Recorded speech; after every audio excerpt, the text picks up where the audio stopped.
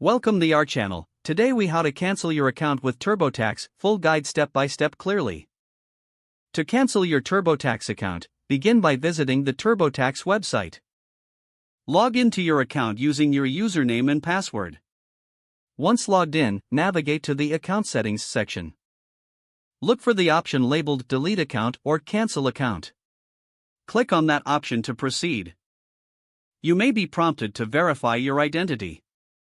Follow the instructions provided to complete the verification process. After verification, you will receive a confirmation message. Carefully read the information regarding account cancellation. Confirm your decision to proceed with the cancellation. Your account will then be scheduled for deletion. You may receive an email notification once your account is officially canceled. If you have any concerns or need assistance, consider reaching out to TurboTax customer support. Make sure to back up any necessary tax documents before proceeding. It's important to note that account cancellation is usually permanent. Review the cancellation policy to understand any implications. Once canceled, you will no longer have access to your TurboTax account or any previous tax returns. Ensure that you've completed any necessary tax filings before cancellation. If you encounter any issues during this process, try clearing your browser's cache or using a different browser.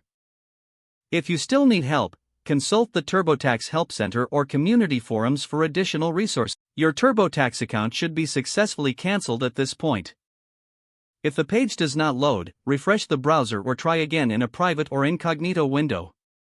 Make sure you are using the correct email address, then retype it carefully to avoid small typos. If your password is not accepted, use the reset option and create a new strong password you can remember. Check your spam folder for verification or security emails, then complete any requested confirmation steps.